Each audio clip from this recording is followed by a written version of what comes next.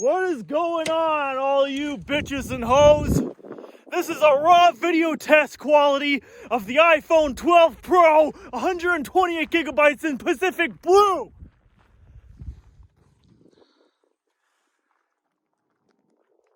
And that right there was basically a quick test of how good the image stabilization is, because I was going over so many fucking bumps and potholes, I thought I was gonna crash. Like, riding one-handed on that thing is only ideal if the street is smooth. And look at this shit. Just fucking potholes. The road is all fucked up. Just potholes and just bumpy road everywhere out here. It's been this way the whole entire trip, because I am out in the middle of nowhere. I say that way too much because I like to be out in the middle of nowhere. I've lived out in the middle of nowhere for the past several years, and I eventually just started moving even further out in the middle of nowhere. When I got my house, I moved further away from civilization. I'm on the outskirts of everything, and I'm pretty close to a lot of trails and dead roads, to where basically I can just take my mini bike down these dead roads and they go on forever. So we'll see how good the image stabilization is on the iPhone 12 Pro. We're recording at 4K at 60 frames per second because that's the new standard. 4K is pretty mainstream now. Everything is in 4K. The majority of people that record video now, like just about every smartphone, even budget phones nowadays, can record 4K video. Like, that doesn't even matter anymore. What matters is the colors, contrast, the low light capabilities, the stabilization, all that good stuff. And the iPhone has usually been known for having some of the best quality video of any smartphone. Now, you're probably wondering, what the hell happened to the GoPro Hero 9? Well, I ended up taking it back. I had it for like a week, and it is so damn buggy. It was pissing me off.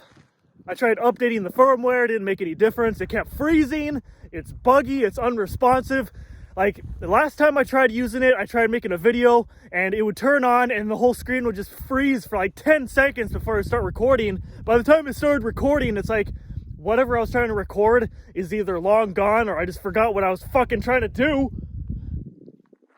So it was driving me crazy. I ended up taking it back, so I saved like $400. Woo! Yeah! But then, a few days later, guess what arrived in the mail? The iPhone 12 Pro that I'm using to record this video right now. So, this is the first official test quality video. To see how everything looks. Also get a glimpse of how it handles a lot of wind noise on the bike. And the bike is straight piped, so it's really loud.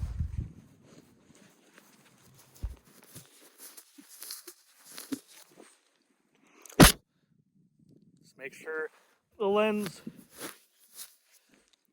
the lens is completely clear. I want to get the best quality.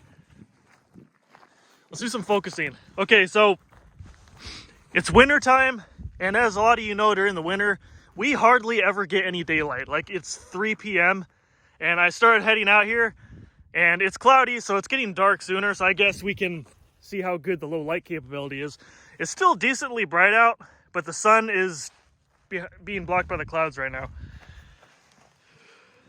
So this new iPhone 12 Pro has the LiDAR depth sensor, which fixes one of my biggest gripes that I can't stand about recording video. Well, specifically at night. In low quality, the focusing at night sucks.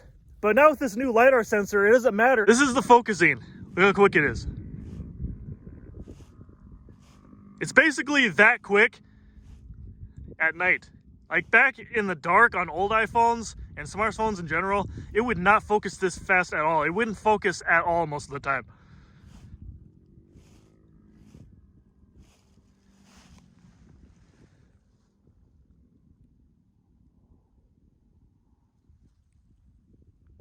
Look at that. Like, it can easily, quickly detect like anything. It doesn't matter how small it is. Look at that focusing. Look at that detail, everybody. Look at that. Look at that!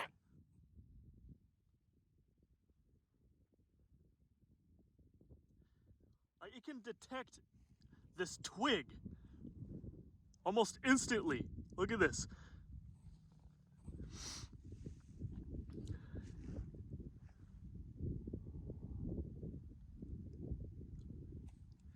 Now that is what I call attention to detail. Now, unfortunately, the only thing that I don't like right as of now in recording in 4K video is that you can't switch to wide angle, and the zoom is kind of limited. This is as far as I can zoom. That's as much as I can zoom right now. 3 times zoom. Pretty sure it's optical zoom. I don't know.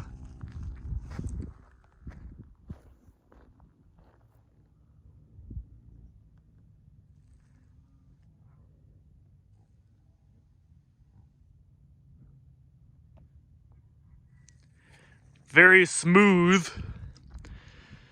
But yeah. So the cameras aren't quite ready. They're not quite ready for full 4K functionality yet. We probably won't get there for a couple more generations.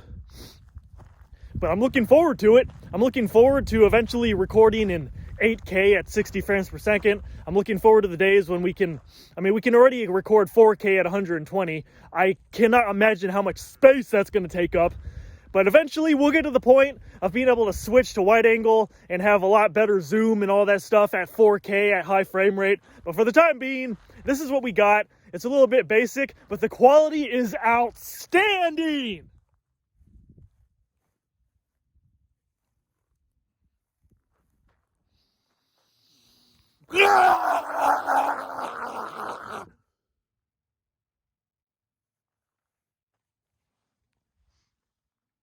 So, yeah.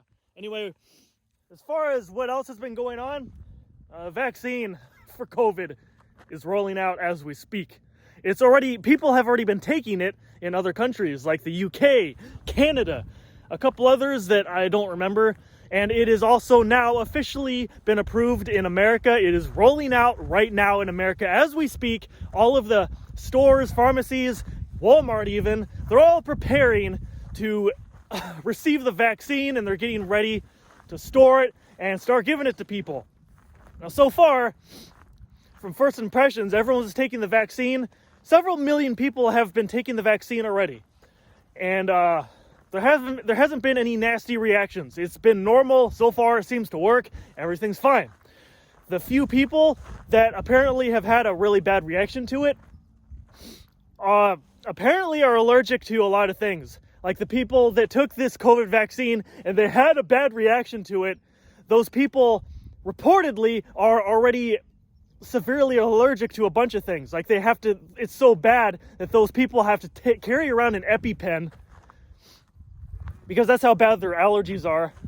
So those people that took the vaccine, it really had nothing to do with the vaccine itself. It's more of, obviously, these people were allergic to some of the ingredients that were in the vaccine, so it caused an allergic reaction. Allergic reaction to this kind of thing is not something to worry about. If it's like the flu shot contains egg protein and some other preservatives. If you're allergic to eggs, for example, and you take the flu shot, I mean, it's just common sense. You're going to have an allergic reaction to the flu shot.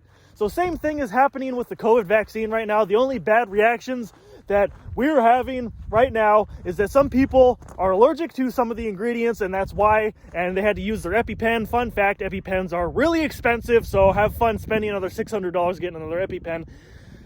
They didn't bother to think, like, some of these people have no common sense. Like, oh, hey, I'm allergic to this and this. I'm allergic to the flu shot. You think the COVID shot isn't really going to be much different, but these people are freaking out, and they're like, oh, I don't want to get COVID. I don't want to die. So they go take the stupid COVID shot, not realizing that they're allergic to some of the ingredients. And, well, there you go. So they're recommending that if you have any common allergies, any severe allergies to vaccines, because the ingredients are pretty similar with the COVID vaccine, don't take the COVID vaccine if you have any severe allergies. But now they're starting to do more testing on allergies. So that's basically it. But other than that, the COVID vaccines work. They're safe. And that's what we're hoping for, right?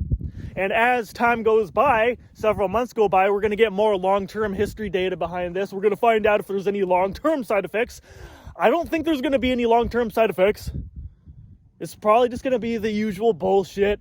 You got to get a booster shot because normally you just get one shot, sure. But then, according to reports, it's only 50% effective. So you need a booster shot, and that's what pushes it up to 90% effectiveness. And that pretty much guarantees, well, not guarantees, but it's pretty damn close. You're going to be immune to the coronavirus. Some people are worried about the fact that it might change your DNA. Who knows?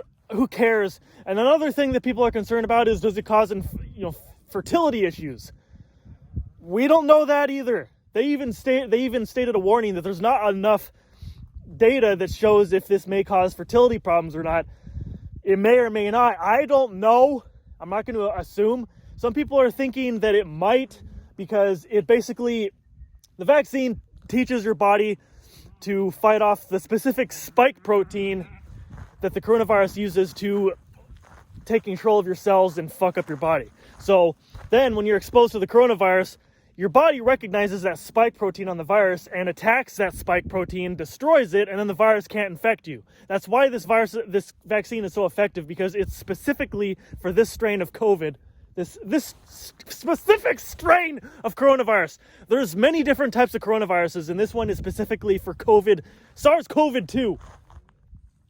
But the reason why some people are worried about could this cause fertility issues is because apparently, I don't know the details about it, but you produce some sort of hormone spike protein that allows women to be fertile or whatever, and the vaccine might teach your body to fight off that spike protein if it's similar to the spike protein of the coronavirus.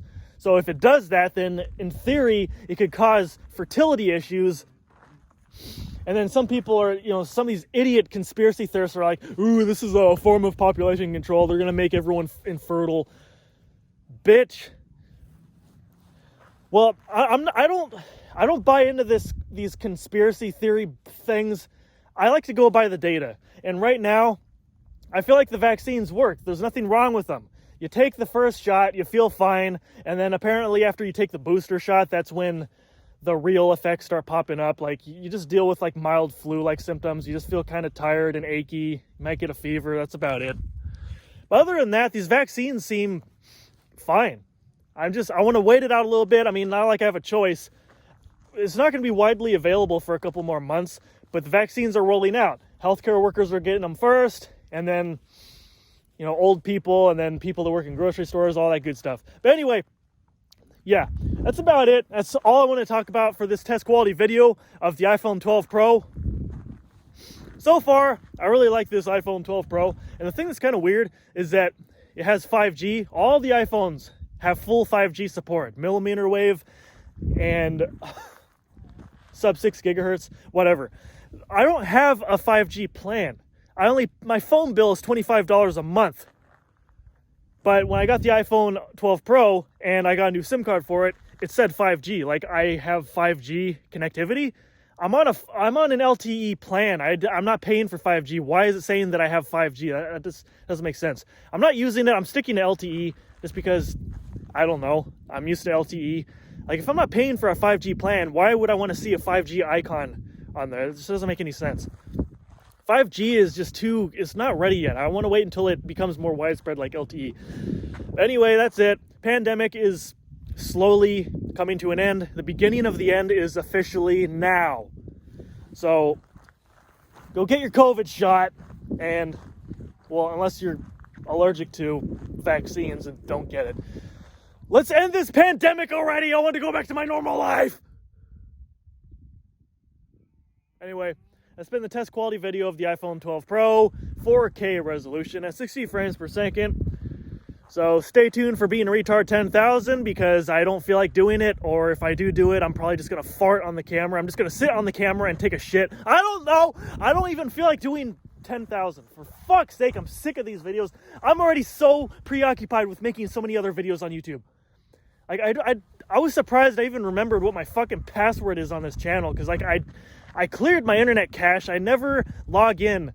I don't even know what my damn password is. I had to guess it like 10 times so I could get back on and put this stupid video on. Anyway, just stay tuned for 10,000. I'm just going to assume that I'm going to make it either really soon, or I'm not going to make it for probably a whole fucking year. I don't know.